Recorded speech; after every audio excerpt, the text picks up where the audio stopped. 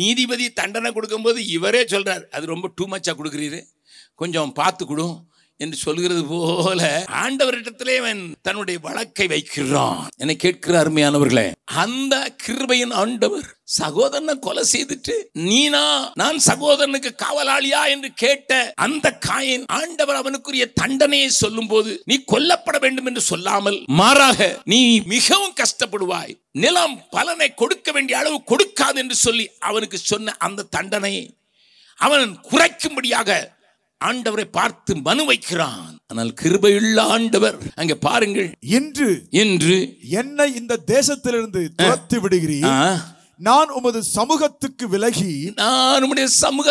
விலகி மறைந்து பூமியில் நிலையற்று அலைகிறவனாயிருப்பேன். என்னை கண்டுபிடிக்கிறவன் எவனும் என்னை கொண்டு போடுவானே.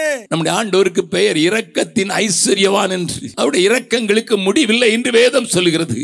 அந்த இரக்கங்களுக்கு முடிவில்லாத ஆண்டவர் இந்த நேரத்தில் கெஞ்சின் இருக்கிறான், ஐயோ என்னை அதை மாதிரியே கொன்று போட்டுவார்களே என்று சொன்ன அந்த காயினுக்கும் கூட இறங்கி அவன் மேல ஒரு அடையாளத்தை போட்டு இவனை கொல்கிறவன் மேல் 7 பழி சுமரும் என்று ஆண்டவர் ஒரு பெரிய பாதுகாப்பு கவசத்தை காயினுக்கு கொடுக்கிறார்.